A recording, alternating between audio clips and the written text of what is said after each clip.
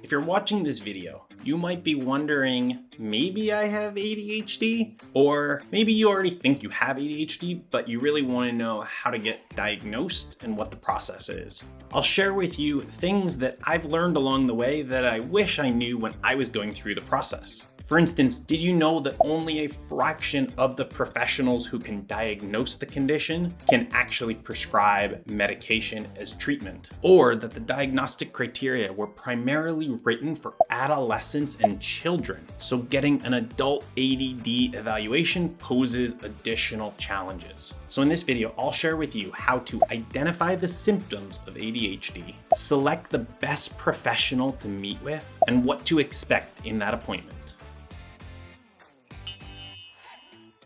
So let me just start by saying flat out, I am not a medical professional or an ADHD expert. I'm simply someone whose life was on a nosedive going through 15 years of failure, who got diagnosed unexpectedly by luck with ADHD in his 30s. And since then, I'm happily remarried, have a 6-figure Fortune 500 career, and have really rebuilt my entire life. So I created this channel just to share the things that I've learned along the way. So step 1, you want to be able to recognize the signs of ADD in adulthood.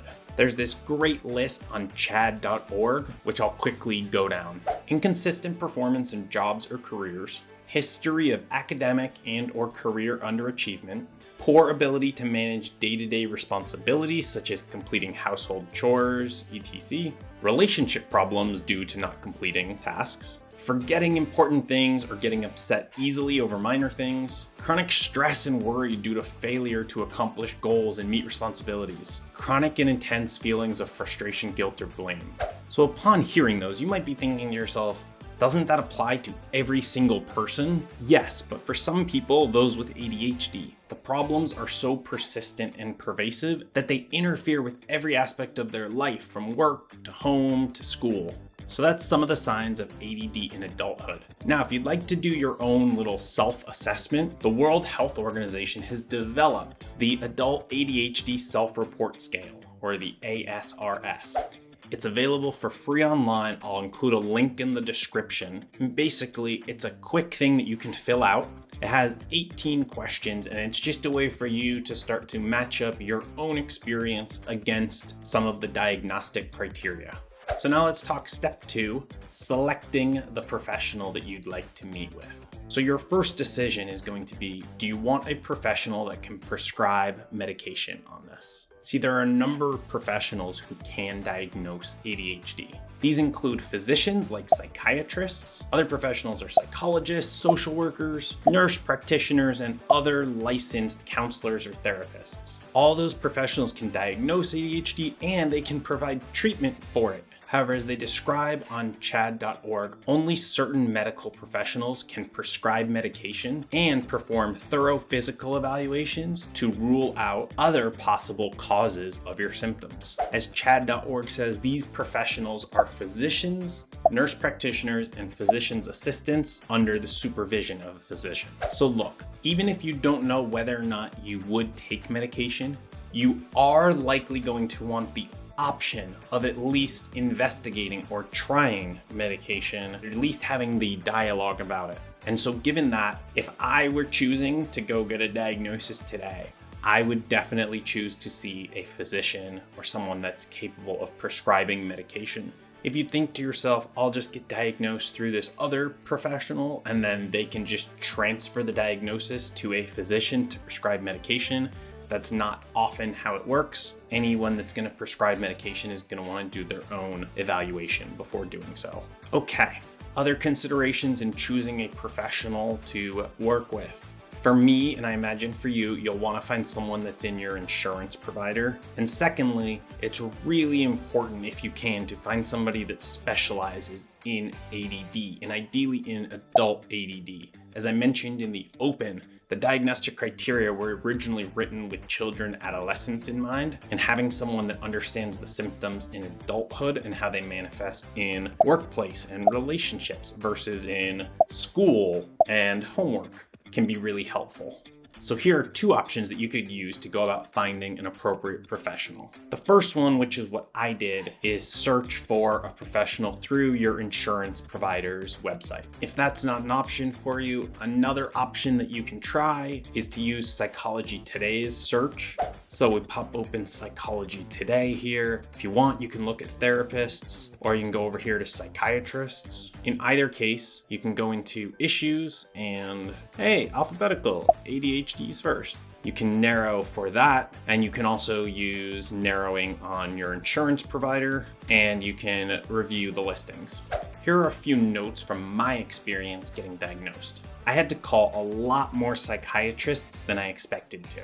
This was for a few reasons. One, it turns out that there are a lot of psychiatrists that really don't even want to get near ADHD. Because ADHD medication is a controlled substance, they're afraid of the liability of people coming to them that don't actually have the condition, just trying to get the meds. The other reason was that most people I called couldn't see me for a month or longer. Unfortunately, the only reason that I went to get a diagnosis in the first place was because things in my life started falling apart. I just moved to a new city following my divorce. I had gotten a pretty good job. I was 3 months into my job, still in my probationary period. And after 2 months of positive feedback, I was told that my work was not cutting it.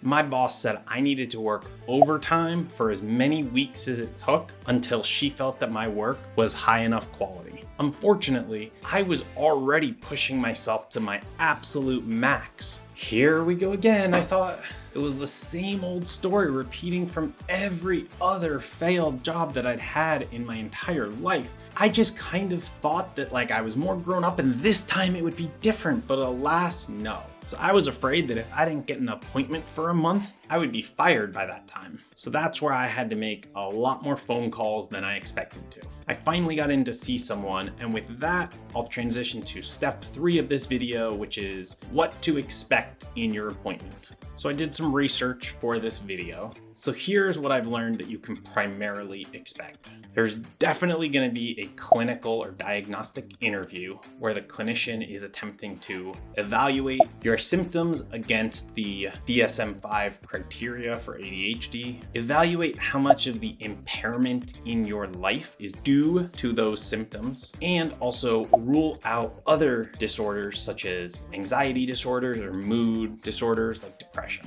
2, they might have you fill out some more detailed self-report assessments or scales. And 3, they might request to obtain patient history from another individual, such as a parent of yours, that can shed light on your symptoms. So the main thing that the professional is evaluating you for are the diagnostic guidelines for ADHD.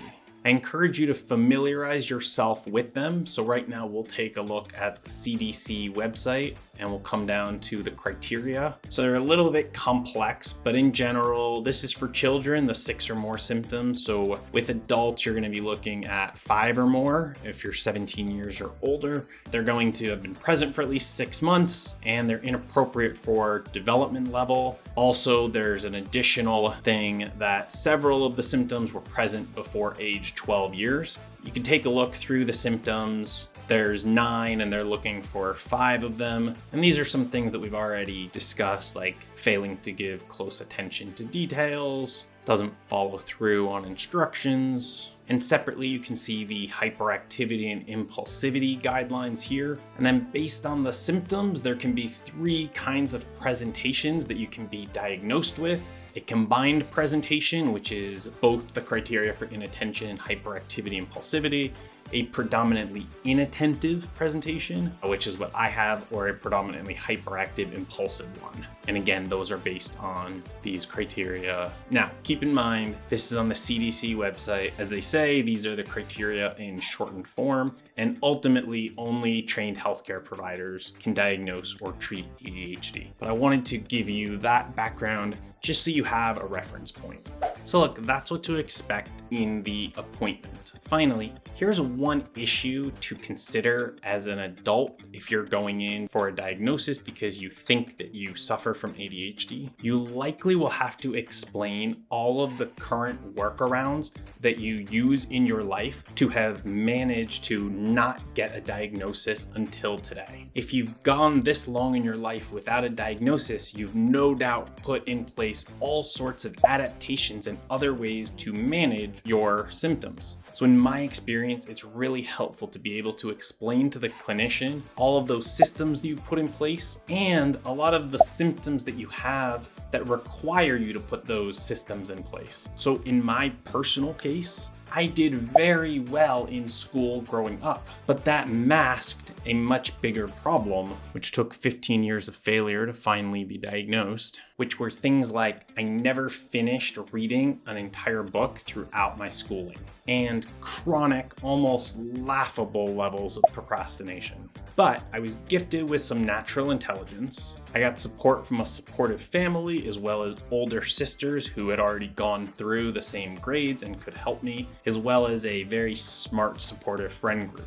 And so just because I was able to pull off a result in the real world through very elaborate gymnastics, that didn't change the fact of the symptoms and the struggles that I was dealing with day in and day out for my entire life. I was talking with someone recently who suffers from a lot of ADHD symptoms, and they went to get a diagnosis, and the physician said that you can't possibly have ADHD because you finished a graduate degree. So the fact is that that's simply not true. Some of the foremost experts on ADHD have ADHD themselves, and yet they're medical doctors and PhDs and very accomplished professionals. So if you run into that sort of hurdle, as I said, come prepared to explain some of those things so that you make the clinician's job a little bit easier, and you can also seek a second opinion. So that's what I've learned along the way about how to get diagnosed with ADHD and things that I wish that I knew and things that I also uncovered in doing research for you and for this video. Do you have any tips for the other viewers? Anything that I should have mentioned but I didn't? Let me and the other viewers know in the comments below. And then if you haven't seen the video about my backstory about going from 32 and broke and divorced to Fortune 500 career, I definitely recommend that you check out that video. And if you're watching this video because you've had some recent failures or are supporting someone who has, I recommend checking out my How to Recover from Failure video, where I detail what I did to recover from those 15 years of failure and rebuild my confidence and success. And if you like what we're doing here, please subscribe, hit the bell. I've got a bunch of great stuff coming out over the next few weeks.